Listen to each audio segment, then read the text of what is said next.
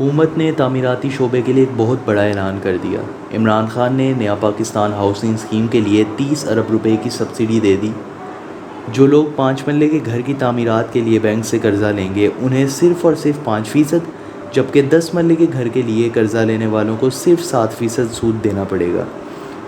اور housing scheme کے تحت پہلے 1 لاکھ مکانوں کو فی کس 3 لاکھ روپے کی سبسڈی دی جائے گی۔ اسٹیٹ بینک آف پاکستان نے تمام نجی بینکوں سے بات کر لی ہے کہ وہ تعمیراتی شعبے کو سہارا دینے کے لیے حکومت کے اس فیصلے پر فوری عمل کریں۔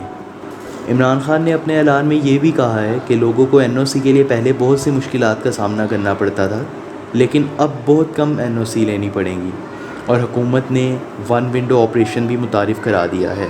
حکومت کو کورونا وائرس کی وجہ سے 31 دسمبر تک بین الاقوامی دباؤ سے مہلت ملی ہے، اس لیے حکومت نے کہا ہے کہ تعمیراتی شعبے سے منسلک تمام صنعتوں کو اس اسکیم سے بھرپور فائدہ اٹھانا چاہیے، کیونکہ یہ سب سے زیادہ اہم وقت ہے اور اس کے بعد شاید حکومت ایسا موقع فراہم نہ کر سکے۔